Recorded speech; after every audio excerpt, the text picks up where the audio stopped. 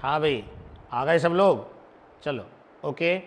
तो आज हम डायमेंशनल एनालिसिस में आगे बढ़ेंगे और हमारा टॉपिक है आज का प्रिंसिपल ऑफ होमोजीनिटी। और प्रिंसिपल ऑफ होमोजीनिटी क्या होता है ज़रा देखें। जैसे हमारे पास एक इक्वेशन है v equal to A plus B T plus C upon D plus T. ये हमारे पास एक इक्वेशन है। एक एग्जाम्पल दे रहा हूँ मैं तुमको इसका। अब इसमें जो ए है उसका सम हो रहा है बी टी के साथ में। ए का सम किसके साथ हो रहा है? बी टी के साथ में। और इस बी टी का सम हो रहा है इस पूरे वाले टर्म के साथ में, यानी सी अपॉन डी प्लस टी। ठीक, तो ए का सम बी टी के साथ हो रहा है और बी टी का सम इस पूरे के साथ हो रहा है। ठीक है, अब मैं यहाँ पर एक एग्जाम्पल तुम्हें डेली लाइफ वाला देता हूँ और बताना इसमें क्या होना चाहिए। आप लोग लिखते हो 2 metre plus 3 metre equal to क्या लिखेंगे? हाँ, 5 मीटर। ठीक है, अब अगर हम ये लिख दें यहाँ पर 2 metre plus 3 kg equal to,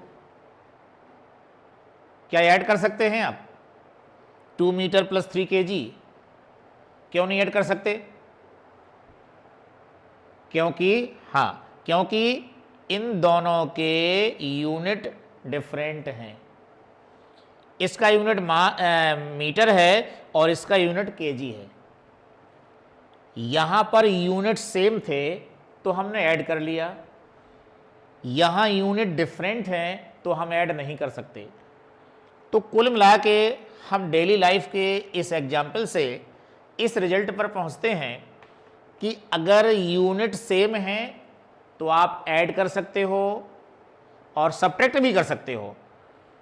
subtract कैसे? जैसे मान लीजिए 5 metre minus 2 metre equal to 3 metre, लेकिन 5 metre minus 2 kg equal to, ये आप नहीं कर सकते, ये आप नहीं कर सकते। इसी तरह से आप ये नहीं कर सकते। तो कुल मिला के हम ये कह रहे हैं कि प्रिंसिपल ऑफ होमोजीनिटी ये कहता है कि जिन टर्म का आप सम करते हैं या जिन टर्म का आप डिफरेंस करते हैं उनके यूनिट कैसे होने चाहिए? सेम होने चाहिए। ठीक है, और यही चीज हम यहां अप्लाई करें तो देखो ए का सम किससे हो रहा था? बीटी से। तो ए का यूनिट और बीटी का यूनिट जो होगा सेम हो जाएगा। इसी तरह से इस पूरे का यूनिट भी बीटी के इक्वल होगा और उसी के इक्वल ए भी होगा।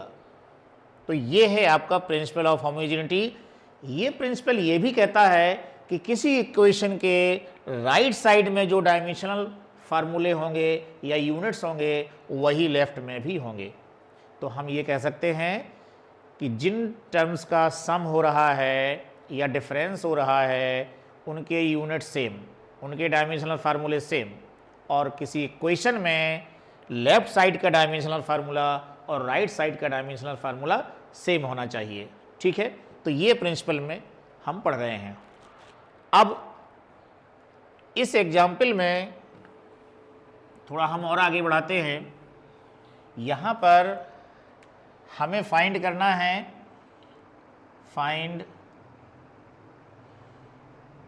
क्या फाइंड करना है? Dimensions of A comma B comma C and D. और यहाँ पर ये जो v क्या है? वेलोसिटी है, और t क्या है? टाइम है। ठीक है, तो हमें ए बी सी डी के डायमेंशनल फार्मूले निकालने हैं इस इक्वेशन में। अब हम यही प्रिंसिपल लगाएंगे इसमें। तो सॉल्यूशन देखेंगे इसका। देखो बच्चों, एक टर्म आपका ये भी लिखा हुआ है d प्लस टी, तो इन d प्लस टी जिनका सम हो रहा है उनके डायमेंशनल फार्मूले सेम, उनके यूनिट सेम, तो हम ये लिख सकते हैं dimensions of d, dimensions of d equal to dimensions of t, dimensions of t। तो याद रखिए ये टाइम है, तो डायमेंशंस ऑफ t क्या हो जाएगा, कैपिटल T। तो कुल मिला के इस t का डायमेंशनल फार्मूला कैपिटल T है, तो d का डायमेंशनल फार्मूला भी कैपिटल T होगा। और यूनिट क्या हो जाएगा, अगर हम यूनिट लिखना चाहें तो unit of d equal to इसी के इक्वल है, तो कितना हो जाएगा, सेकेंड। तो यहाँ पर हमने देखा कि टाइम का यूनिट सेकेंड, तो d का यूनिट भी सेकेंड, क्योंकि इस प्रिंसिपल के अकॉर्डिंग जिनका सम हो रहा है उन दोनों की यूनिट सेम होने चाहिए। अब इसके आगे हम देखेंगे जो अदर स्टेप्स हैं उनको देखें। हेयर यहाँ पर मैं स्क्वायर ब्रैकेट के अंदर a लिख रहा हूँ, इसका मतलब है डायमेंशंस ऑफ a। क्योंकि ये लिखने में काफ़ी असुविधा होती है तो हम शॉर्ट में ऐसे लिख देंगे। तो बताइए, डायमेंशंस ऑफ a और डायमेंशंस ऑफ bt सेम होना चाहिए ना? क्यों होना चाहिए सेम? हाँ ठीक है, तो इसलिए सेम होना चाहिए क्योंकि इनमें सम हो रहा है, और bt के साथ जो सम हो रहा है वो किसका हो रहा है, इस पूरे टर्म का, तो इसका डायमेंशन भी उसी के इक्वल होना चाहिए, c upon d plus T. ठीक है, देयरफॉर और एक चीज़ बताई थी मैंने कि किसी भी इक्वेशन में LHS का डायमेंशनल फार्मूला और RHS का डायमेंशनल फार्मूला क्या होना चाहिए, सेम। तो हम LHS के इक्वल कर दें, equal two dimensional formula of V। ठीक है, तो इसका डायमेंशनल फार्मूला, इसका डायमेंशनल फार्मूला और इस पूरे का डायमेंशनल फार्मूला सेम होना चाहिए, और इसका इसके इक्वल होना चाहिए, इसका भी इसके इक्वल होना चाहिए, और इस पूरे का भी इसके इक्वल होना चाहिए। तो वही हमने यहाँ लिख दिया। अब हम क्या करेंगे कि इसको और इसको इक्वल करके चलेंगे। तो therefore dimensions of A equal to dimensions of V, और आप जानते हो V है वेलोसिटी और इसका डायमेंशनल फार्मूला क्या होता है, LT माइनस 1। अब अगर हम यूनिट ऑफ A लिखना चाहें, unit of A equal to L का यूनिट मीटर, T का यूनिट सेकेंड, तो ये हो गया मीटर, और T का हो गया सेकेंड और पावर -1। इस तरह से हम इसका यूनिट भी लिख सकते हैं। अब हमने देखो D का डायमेंशनल फार्मूला निकाल लिया, ये लिखा हुआ है, और A का भी हमने निकाल लिया, ये लिखा हुआ है। अभी हमारा और क्या बच रहा है, B और C भी बच रहा है। तो B और C बच रहा है, इसलिए हम क्या करेंगे कि अब हम BT को V के इक्वल कर देंगे। तो again BT equal to V। अब हमको B का डायमेंशनल फार्मूला चाहिए, तो इसके साथ में जो T लगा हुआ है उसको आप दूसरी तरफ ले जाइए, तो ये बन जाएगा dimensional formula of B equal to V upon T। ठीक है, तो इसके साथ जो T था उसको मैं अपॉन में ले आया। अब इनके डायमेंशनल फार्मूले लिखें, V का क्या लिखोगे LT माइनस 1, अपॉन T का क्या लिखोगे T। अब इस T को ऊपर ले जाएं तो ये बन जाएगा LT माइनस 2। तो इस तरह से हमने यहाँ B का डायमेंशनल फार्मूला निकाल लिया। अब यूनिट ऑफ B लिख दें, तो यूनिट ऑफ B ध्यान दें, L का क्या हो जाएगा मीटर, T का क्या हो जाएगा सेकेंड, और ये पावर -2। इस तरह से हमने ये भी कर लिया। अभी एक और बचा हमारे पास, तो देखो उसको भी हम कर लेते हैं। अब हम इसको और इसको इक्वल कर देंगे, तो c upon D plus T ये किसके इक्वल हो जाएगा, v के, और क्रॉस मल्टीप्लाई कर लेना क्योंकि हमको c का चाहिए। तो c का डायमेंशनल फार्मूला निकालेंगे तो इसको क्रॉस मल्टीप्लाई करो, तो ये हो जाएगा d प्लस टी और ये v।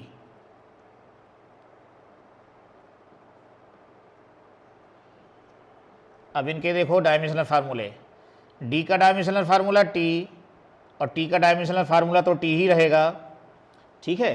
d का डायमेंशनल फार्मूला t है और t का भी t है, और v का देखो हो जाएगा एल टी माइनस 1।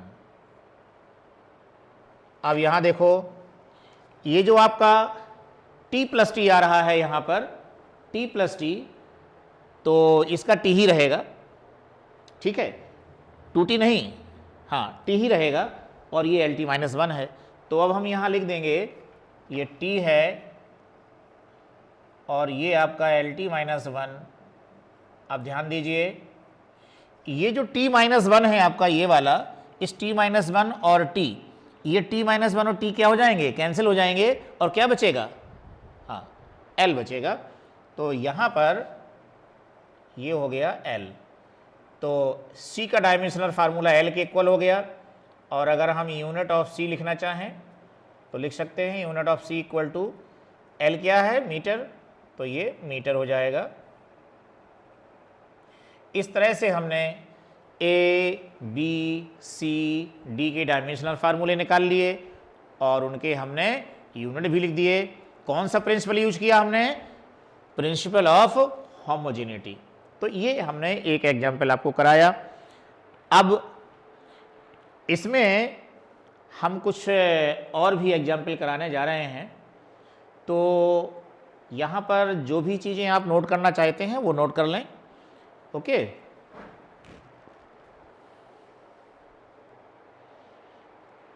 तो भाई हम लोग अब नेक्स्ट एग्जाम्पल करेंगे, और जो प्रिंसिपल ऑफ होमोजेनिटी का नेक्स्ट एग्जाम्पल है वो ये है, मैंने यहाँ बोर्ड पर लिख दिया है। इन वैन डेर वाल्स इक्वेशन, और ये इक्वेशन है, वैन डेर वाल तो साइंटिस्ट थे, हाँ साइंटिस्ट थे। In van der Waals equation p plus a upon v square v minus b equal to R T. इसमें देखो p क्या है, प्रेशर है, v क्या है, वॉल्यूम है, r क्या है, यूनिवर्सल गैस कांस्टेंट, t क्या है, एब्सोल्यूट टेम्परेचर ऑफ गैस। ये सारी चीज़ें दी गई हैं। तो गैस के लिए, हाँ गैस के लिए इक्वेशन होता है ये। तो ये जो है हमें क्या फाइंड करना है, dimensions of a and b। कहाँ लिखा है a, इधर, b कहाँ लिखा है, इधर। हमें a का डायमेंशनल फार्मूला निकालना है और b का डायमेंशनल फार्मूला निकालना है। अब कैसे निकालेंगे, देखिए ध्यान से। हम आपको बता चुके हैं कि जिन टर्म का सम हो रहा होता है,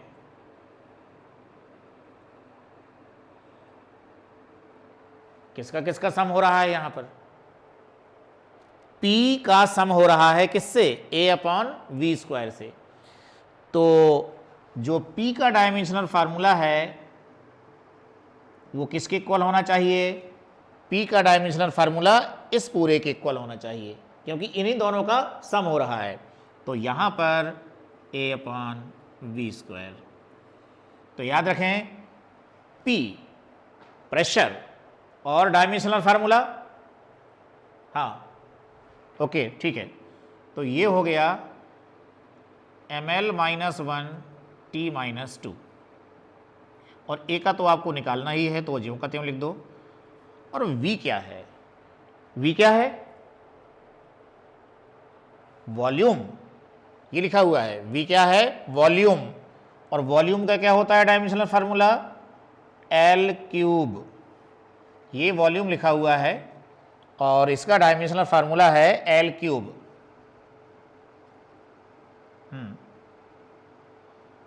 वॉल्यूम।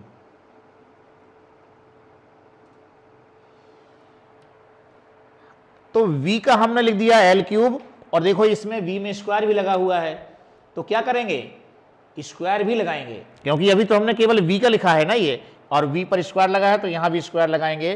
तो ये आपका हो गया l की पावर 6, और क्रॉस मल्टीप्लाई कर लो, तो यहां से हमको मिल गया equal to ml minus 1 t minus 2 और l की पावर 6। अब ये 6 है और ये क्या है -1, l दो बार लिखे हैं तो एक बार ही लिखें इनको, बस पावर इनको ऐड कर दें, तो l की पावर 5 t की पावर -2। तो a का डायमेंशनल फार्मूला आपका ये आ गया। अगर आप इसका यूनिट भी लिखना चाहें तो यूनिट देखो कैसे लिखेंगे, तो unit of a equal to m की जगह क्या लिखोगे kg, l की जगह क्या लिखोगे मीटर पावर 5, और t की जगह क्या लिखोगे सेकेंड पावर -2। तो ये आपका यूनिट हो गया। अब हमको डायमेंशनल फार्मूला किसका निकालना है, b का। तो सेकेंड वाला जो ब्रैकेट है इसको देखेंगे, इसमें b मौजूद है, तो इन v माइनस b, इन दोनों का डिफरेंस हो रहा है, तो जिनका डिफरेंस होता है उनके डायमेंशनल फार्मूले भी सेम होंगे। किसका किसका डायमेंशनल फार्मूला सेम है, v और b का। तो हम ये लिख सकते हैं dimensional formula of b equal two dimensional formula of v। तो v क्या है आपका वॉल्यूम, और इसका क्या हो गया l क्यूब। तो ये देखो b का डायमेंशनल फार्मूला आ गया, इसका अब हम यूनिट लिख देंगे, तो unit of b equal to l की जगह क्या लिखोगे मीटर, और पावर 3 लगी है मीटर क्यूब। इस तरह से हमारा a और b का डायमेंशनल फार्मूला आ गया। अब प्रिंसिपल ऑफ होमोजेनिटी के अलावा कुछ न्यूमेरिकल्स हम अभी और करेंगे जो इससे थोड़ा सा हट करके हैं। और जैसे ये देखो, हमारे पास एक इक्वेशन है P equal to alpha upon beta, और ये स्मॉल e की पावर में minus alpha Z upon K theta, ये पूरा इक्वेशन है। ये जो अल्फ़ा बीटा है इसे तो आप जानते ही हैं, ये तो सिंबल होते हैं। P यहाँ पर जो है प्रेशर है, मैं लिख देता हूँ यहाँ, लो भाई ये P क्या है प्रेशर। यहाँ जो अल्फ़ा देख रहे हैं ये आपका एक सिंबल है, अल्फ़ा कांस्टेंट है। Z यहाँ पर डिस्टेंस है, K यहाँ पर बोल्ट्जमैन कांस्टेंट है, बोल्ट्जमैन्स कांस्टेंट, और यहाँ जो थीटा है ये है टेम्परेचर, ठीक है। ये जो स्मॉल e है एक स्पेशल नंबर होता है जिसे हम एक्सपोनेंशियल बेस कहते हैं, स्मॉल e को। ये जिस तरह से आप लोग 10 की पावर मान लीजिए 2 लिख देते हो, तो जैसे यहाँ पर बेस क्या है 10 है, उसी तरह से ये बेस क्या है e है। तो ये एक्सपोनेंशियल बेस है, ये आगे चल के मैथमेटिक्स में भी पढ़ाया जाएगा अलजेब्रा में। तो हम यहाँ पर आपको रूल बता दें, जो ये स्मॉल e की पावर देख रहे हैं ये वाली, ये जो पावर होती है ये डायमेंशन लेस होती है, यानी इसका कोई डायमेंशनल फार्मूला नहीं होता। तो जो पावर है ये भी डायमेंशन लेस होती है, और जो पूरा ये e सहित ये पूरा जो देख रहे हो ये भी आपका डायमेंशन लेस होता है।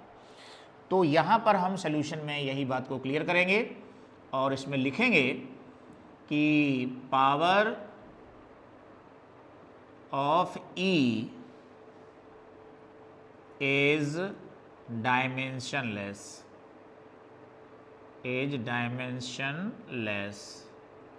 और हमने देखा इसको ऐसे लिखेंगे, पावर क्या है alpha Z upon K theta is dimensionless. Power यही है ना, E की पावर क्या है alpha Z upon K theta. हाँ नहीं, माइनस नहीं लेना, केवल पावर का जो डिजिट है वो लेना है। इज डायमेंशन लेस, ठीक है। अब इसको हम ऐसे लिखेंगे, alpha Z upon K theta का जो डायमेंशनल फार्मूला है, डायमेंशनलेस का मतलब है कि इसका डायमेंशनल फार्मूला l की पावर 0 होगा। आप इसको चाहें तो ऐसा भी लिख सकते हैं, तीनों डिजिट लिख सकते हैं, m की पावर 0, l की पावर 0, t की पावर 0, तीनों सिंबल लिख सकते हैं, और केवल l की पावर 0 लिख दें तो उसको भी लिख सकते हैं, ठीक है। तो यहाँ पर मैंने कहा कि भाई आप जो है केवल l की पावर 0 लिख दो। क्यों लिख दिया? क्योंकि ये जो है डायमेंशनलेस है, इसका मतलब है इसका जो डायमेंशनल फार्मूला है वो l की पावर 0 है। अब हमको अल्फा चाहिए तो इनका क्रॉस मल्टीप्लाई कर देंगे, देयरफॉर अल्फा इक्वल टू हो जाएगा, ये के थीटा मल्टीप्लाई में हो जाएगा, अपॉन में जेड हो गया, और ये ब्रैकेट में l की पावर 0। अब इन सभी के डायमेंशनल फार्मूले हम लिखेंगे, ओके। तो अल्फा का डायमेंशनल फार्मूला हमें चाहिए, तो सबसे पहले आप k का लिखेंगे। हाँ भाई, k का बोल्ट्जमैन कांस्टेंट क्या होता है? बोल्ट्जमैन कांस्टेंट नहीं याद? अगर याद नहीं है तो आप इसको निकाल लें। किस फार्मूले से निकालते हैं? इससे निकालते हैं, equal to 3/2 k suffix b into T. ये मैंने आपको फार्मूला बताया था बोल्ट्जमैन कांस्टेंट निकालने के लिए। kb की जगह यहाँ एक क्वेश्चन में केवल k लिख दिया है उसने, k और kb सेम सेंस है बोल्ट्जमैन कांस्टेंट। तो E क्या है? एनर्जी। एनर्जी का होता है ml² t-2, ठीक है। ये वाले फार्मूले जरूर याद कर लो, इन्हीं से हम डायमेंशनल फार्मूले निकाल पाएंगे। ऐसा नहीं है कि आप बहुत सारे कहाँ तक रटोगे, बहुत सारे होते हैं। kb हमें चाहिए, और T हमारा टेम्परेचर है, तो टेम्परेचर का डायमेंशनल फार्मूला क्या होता है? K, केल्विन होता है ना। अब K हमारा अपॉन में चला जाएगा, तो देखो इसका जो kb का डायमेंशनल फार्मूला बनेगा, k को अपॉन में ले जाइए, तो ये बन जाएगा, यहाँ पर अपॉन में जाएगा तो ये बनेगा ml² t-2, और ये अपॉन में गया तो k-1 बन गया, k-1, ठीक है। इस तरह से kb इक्वल टू अपॉन में भेज दीजिए, ml² t-2 अपॉन k, और k ऊपर ले जाओगे तो ये ml² t-2 और k की पावर -1। तो यही लिखा है मैंने यहाँ। अब इसके बाद थीटा का लिखेंगे। यहाँ पर थीटा क्या है? टेम्परेचर। k का तो देखो मैंने लिख दिया, k का लिख दिया, थीटा टेम्परेचर है तो इसका k होता है, और अपॉन में z है, z डिस्टेंस है तो इसका l होगा, और ये l की पावर 0 पहले से लिखा हुआ था। तो ये आपका अल्फा का डायमेंशनल फार्मूला देखो निकलने वाला है, और यहाँ हम देखें तो ये l कट जाएगा, अल्फा इक्वल टू बन जाएगा ml t-2, ओके। देखो ये k और k-1 कैंसिल हो गया, ये l कैंसिल हो गया, तो ml t-2 बचेगा, और l की पावर जो 0 है वो तो 1 हो जाएगा। तो अल्फा का डायमेंशनल फार्मूला हमारा निकल आया। अब हमें किसका निकालना है? 2 का निकालना है हमको। किसका किसका? अल्फा और बीटा का। तो हमें निकालना है dimensions, find dimensions of alpha and beta. ये हमारा फुल क्वेश्चन है, ये सब दिया होगा और कहा जाएगा कि आप अल्फा और बीटा का डायमेंशनल फार्मूला निकालिए। तो बीटा हमारा और रह गया। अब देखो कैसे निकालेंगे इसको हम, ये आप जानते हैं, अभी मैंने पीछे बताया था प्रिंसिपल ऑफ होमोजेनिटी, कि किसी भी क्वेश्चन में LHS और RHS इन दोनों के डायमेंशनल फार्मूले क्या होते हैं? सेम होते हैं। तो हम इसमें इक्वल कर देंगे, तो here P equal to alpha upon beta और e की power minus alpha Z upon k theta, ठीक है। तो ये हमने लिखा। अब यहाँ देखिए P का रखें क्या? ml-1 t-2। अल्फा का क्या लिखेंगे? ये निकाल चुके आप, ml t-2 अपॉन बीटा निकालना ही है, बीटा तो निकालना है, और इसे आप बिल्कुल छोड़ देंगे। क्यों छोड़ देंगे इसको? क्योंकि मैंने बताया था कि पावर भी डायमेंशनलेस होती है और ये पूरा भी डायमेंशनलेस होता है, तो छोड़ दिया हमने इसको। अब बीटा इधर ले जाएंगे क्रॉस मल्टीप्लाई और इसको अपॉन में ले आएंगे। देयरफॉर बीटा इक्वल टू हो जाएगा MLT माइनस 2 अपॉन, ये आएगा अपॉन में ML माइनस 1 T माइनस 2। बहुत सारी चीज़ें कैंसिल हो रही हैं, देखो T माइनस 2 कैंसिल हो गया, MM कैंसिल हो गया, L माइनस 1 ऊपर ले जाइए तो क्या बन जाएगा, ये L स्क्वायर।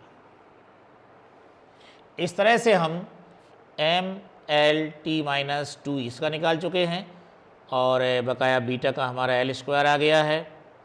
ठीक है, यहाँ पर अल्फ़ा और बीटा दोनों के डायमेंशनल फार्मूले हमारे आ गए। अब हम एक और एग्जाम्पल करेंगे कुछ स्पेशल। ठीक है, तो ये जो है नोट कर लिया, ओके ठीक है। अब नेक्स्ट एग्जाम्पल देखें।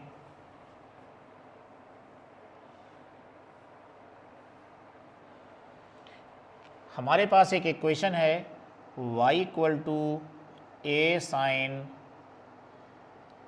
AT minus BX plus C, और यहाँ पर जो y है ये है डिस्प्लेसमेंट,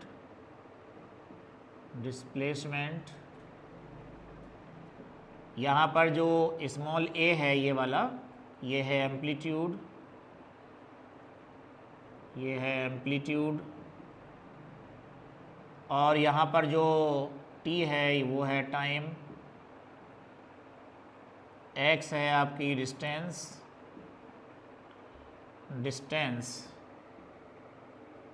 ठीक, और हमें क्या फाइंड करना है, find dimensions of A, B and C। ये हमारा क्वेश्चन है। अब इस क्वेश्चन में जो हमको इक्वेशन दिया है उसको ध्यान से देखें। इस इक्वेशन में उसने कहा, क्या कहा, A साइन के बाद में ये लिखा हुआ है, आप लोगों ने तो पढ़ा है ट्रिग्नोमेट्री में साइन थीटा, यानी साइन के बाद क्या होता है, थीटा होता है। लेकिन यहाँ पर साइन के बाद थीटा नहीं है, थीटा की जगह पर क्या है, AT minus BX plus C। तो जिस तरह से साइन के बाद यहाँ थीटा है, उसी तरह से साइन के बाद यहाँ पर ये पूरा लिखा हुआ है AT minus BX plus C। तो हम ये कह सकते हैं कि थीटा की जगह पर ये लिखा हुआ है ना, तो ये थीटा है, और थीटा क्या होता है, एंगल।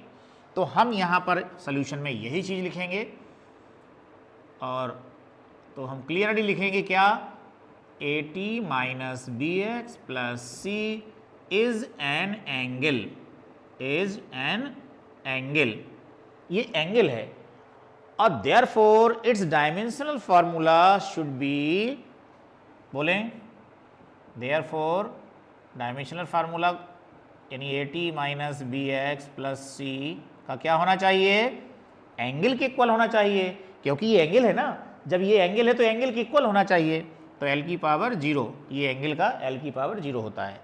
अब यहाँ देखो इसका डिफरेंस हो रहा है, फिर यहाँ ये सम हो रहा है, तो प्रिंसिपल ऑफ होमोजेनिटी में क्या पढ़ा था, जिनका डिफरेंस हो रहा हो या सम हो रहा हो उनके डायमेंशनल फार्मूले सेम होना चाहिए। तो हम यहाँ लिख देंगे AT का dimensional formula equal to BX का dimensional formula equal to C का डायमेंशनल फार्मूला और इक्वल टू L की पावर 0, ये हो गया। ठीक है, तो C का तो भाई आपका निकल आया, L की पावर 0 होगा, तो हम ये लिख सकते हैं here dimensional formula of C equal to L की पावर 0, C का तो निकल आया। अब हम यहाँ AT इक्वल टू L की पावर 0 लिख सकते हैं, क्योंकि सारे टर्म्स जो हैं इक्वल हैं ये। तो again AT equal to L की पावर 0। अब हमको चाहिए A का डायमेंशनल फार्मूला, तो T हमारा अपॉन में आ जाएगा, therefore dimensional formula of A equal to L की पावर 0, तो ये हो गया, और T आपका अपॉन में आया, तो L की पावर 0 ये है, और टी है टाइम, तो इसको लिखेंगे कैपिटल टी। इसको हम ऐसा लिखें, एल की पावर 0 1 हो जाएगा और टी अपॉन में है। अब आप इसको ऊपर ले जाइए तो ए का डायमेंशनल फार्मूला कितना हो गया भाई? तो ए का डायमेंशनल फार्मूला हमारा हो गया टी की पावर -1। ये आपका ए का निकल आया। क्या बचा अभी? बी बचा है अभी। कोई बात नहीं, हम इसको और इसको इक्वल कर देते हैं तो बी निकल आएगा। तो ये हमारा हो गया B X equal to L की पावर 0, बी का निकालना है आपको, तो एक्स अपॉन में ले आइए, एल की पावर 0 अपॉन एक्स, ये हो गया 1 अपॉन एक्स। क्या था? एक्स डिस्टेंस है और डिस्टेंस का डायमेंशनल फार्मूला एल, तो यहाँ पर एल लिख देंगे एक्स की जगह पर और इसको ले जाइए ऊपर। तो मैं बता दूँ, हमारा जो है बी का डायमेंशनल फार्मूला आ गया और क्या आया है वो? एल की पावर -1। इस तरह से सी का डायमेंशनल फार्मूला निकाल लिया हमने, ए का डायमेंशनल फार्मूला निकाल लिया हमने और बी का डायमेंशनल फार्मूला निकाल लिया। तो ये तुम्हारा जो एग्जाम्पल है ये भी सॉल्व हो गया। ओके, आप नोट कर लें जल्दी से, फिर आगे बढ़ते हैं।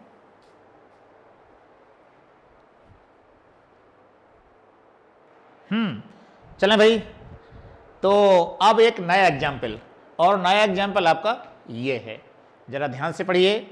इसमें लिखा है the number of particles crossing per unit area perpendicular to X axis per unit time is given by, एक इक्वेशन दे रखा है उसने।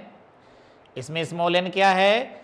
स्मॉल एन है number of particles crossing per unit area और लास्ट में लिखा है पर unit time.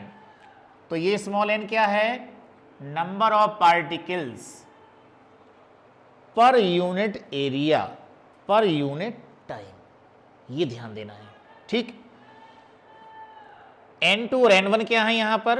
N2 and N1 are number of particles per unit volume. ये स्मॉल n क्या था? Number of particles per unit area per unit time. लेकिन ये वाले N2 N1 क्या हैं? ये है number of particles per unit volume, दोनों में फर्क है, ठीक है। तो स्मॉल n के लिए क्या है?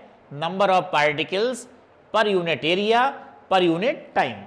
तो स्मॉल n इन चीजों को रिप्रेजेंट कर रहा है और जो ये N2 N1 है ये रिप्रेजेंट कर रहे हैं number of particles per unit volume. और यहाँ जो x2 और x1 हैं ये रिप्रेजेंट कर रहे हैं किसको? At x2 and x1 respectively, ये डिस्टेंसेस हैं, ठीक है। तो ये डिस्टेंसेस हैं। यहाँ पर तुमने देखा होगा कि जितनी भी चीज़ें दी गई हैं उन सब के बारे में पहले उसने बताया है कि कौन क्या है। तो इसी की हेल्प से हम इनके डायमेंशनल फार्मूले निकालेंगे। हमें डायमेंशनल फार्मूला किसका फाइंड करना है? हमें फाइंड करना है dimensional formula of diffusion constant D का डायमेंशनल फार्मूला हमें फाइंड करना है। और डी का डायमेंशनल फार्मूला हम तभी फाइंड कर सकते हैं जब ये स्मॉल n का डायमेंशनल फार्मूला पता हो, n2 का पता हो, n1 का पता हो, x2 का पता हो और x1 का पता हो। तो सबसे पहले हम इन चीज़ों के डायमेंशनल फार्मूले फाइंड कर लें, तभी हम कैपिटल डी का डायमेंशनल फार्मूला निकाल पाएंगे। तो चलिए हम इसको पहले फाइंड कर लेते हैं। देखते हैं n के बारे में।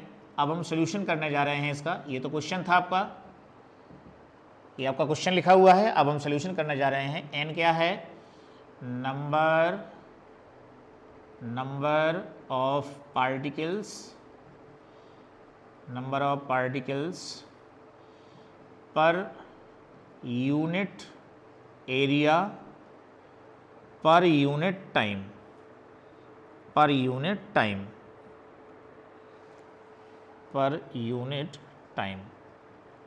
तो बच्चों आप लोगों को ये पता होना चाहिए, जैसे यूनिट एरिया है तो एरिया को अपॉन में लिखना पड़ेगा, जैसे यूनिट टाइम है तो टाइम को अपॉन में लिखना पड़ेगा। तो हमने एरिया को अपॉन में लिख दिया, जो चीज़ यूनिट होती है उसको अपॉन में ही लिखना है, और टाइम को भी अपॉन में लिख दिया हमने। और जो ये नंबर ऑफ पार्टिकल्स हैं इसको आप ऊपर लिखेंगे, नंबर ऑफ पार्टिकल्स, ये आपने ऊपर लिख दिया। ओके, अब हम इन सब के डायमेंशनल फार्मूले लिखें। हमें स्मॉल n का डायमेंशनल फार्मूला निकालना है, वो तभी निकल पाएगा जब इनके डायमेंशनल फार्मूले लिख लेंगे अब। और कैसे लिखेंगे? नंबर ऑफ पार्टिकल्स का डायमेंशनल फार्मूला कुछ भी नहीं, ये नंबर है, नंबर का डायमेंशनल फार्मूला नहीं होता, इसकी जगह पर 1 रख देंगे। तो हमने इसकी जगह पर रख दिया 1, ये देखो 1 रख दिया। एरिया का तो होता है हाँ L² और टाइम का t, इसको ऊपर ले जाइए तो L की पावर -2 t की पावर -1। अब इसके बाद में ये N2 और N1 लिख लें भाई, तो N2 = N1, ये क्या है? Number of particles, number of particles, number of particles per unit volume, पर यूनिट वॉल्यूम, ये लिखा हुआ है यहाँ पर, यहाँ लिखा है number of particles per unit volume. Unit volume है तो वॉल्यूम अपॉन में रहेगा। चलिए इसको अपॉन में लिख देते हैं वॉल्यूम को, और नंबर ऑफ पार्टिकल्स कहाँ रहेगा? ऊपर रहेगा नंबर ऑफ पार्टिकल्स। अब इनके जरा डायमेंशनल फार्मूले लिख लेते हैं। नंबर ऑफ पार्टिकल्स का डायमेंशनल फार्मूला कुछ नहीं, 1 लिख दो इसकी जगह पर, और वॉल्यूम का क्या होता है? L3, और ये ऊपर ले जाएंगे तो क्या बन जाएगा? L की पावर -3। ओके, अब जरा देखो x2 और x1 क्या है? ये x2 x1 क्या है? ये डिस्टेंसेज हैं, तो इनका डायमेंशनल फार्मूला क्या हो जाना चाहिए? L। ओके, तो लो भाई, इन सब के डायमेंशनल फार्मूले हमने लिख लिए। अब हम बड़े आराम से कैपिटल D का डायमेंशनल फार्मूला फाइंड कर सकते हैं। और देखो कैसे फाइंड करेंगे। इस इक्वेशन को हम फिर से लिख रहे हैं यहाँ पर, n = -d n2 - n1 upon x2 - x1। देखो बच्चों, सबके डायमेंशनल फार्मूले यहाँ रख दो। स्मॉल n का क्या निकाला था हमने? ये निकाला था, L की पावर -2 t की पावर -1, ये लिख दिया हमने। माइनस की ज़रूरत नहीं है, जो आगे ये माइनस लगा है ना, ये वाला कैपिटल D के पहले जो माइनस लगा है उसकी ज़रूरत नहीं है, तो हम इसको छोड़ देंगे माइनस को, कैपिटल D लिख देंगे केवल। और यहाँ पर देखो n2 स्मॉल n2 ये लिखा हुआ है, क्या है इसका डायमेंशनल फार्मूला? L की पावर -3 माइनस L की पावर -3। n2 और n1 दोनों का ही L की पावर -3 है। इसी तरह से x2 और x1 का क्या है? L, तो ये जो है L -L। अब L की पावर -2 t की पावर -1 लेफ्ट में है ही आपका। यहाँ पर पहला ब्रैकेट और दूसरा ब्रैकेट देखो, ऊपर जो लिखा हुआ है काट मत देना इनको, क्योंकि डायमेंशनल फार्मूले जो होते हैं वो नंबर की तरह नहीं ऐड किए जाते और सेपरेट किए जाते हैं। इन दोनों में सेम है ना, तो L की पावर -3 ही रहेगा, ठीक है। और इसी तरह से इन दोनों में भी सेम है, L -L, तो L ही रहेगा ये, तो ये L आ गया। अब आप इसको L की पावर -2 t की पावर -1, सिंपल सा कैलकुलेशन करना है, इसको ऊपर ले जाइए तो L की पावर -4। अब आपको तो किसका चाहिए डायमेंशनल फार्मूला? आपको किसका चाहिए? D का चाहिए ना। तो जब D का डायमेंशनल फार्मूला निकालना है आपको, तो क्या करोगे? इसको अपॉन में ले जाओ। तो अब हम क्या करेंगे? L की पावर -4 को नीचे ले गए, तो D = L की पावर -2 t की पावर -1 अपॉन L की पावर -4। इसको ऊपर ले जाइए तो देखो L की पावर -2 t की पावर -1, ये तो पहले से है ही, और ये L की पावर -4 है ना, तो ऊपर जाएगा तो L की पावर +4 हो जाएगा। और इस तरह से हमारा ये आंसर आ गया, L की पावर 2 t की पावर -1। तो L की पावर 2 t की पावर -1, ये आपका आंसर आ गया, ठीक। तो अब हम इसके आगे नेक्स्ट क्लास पढ़ाएंगे।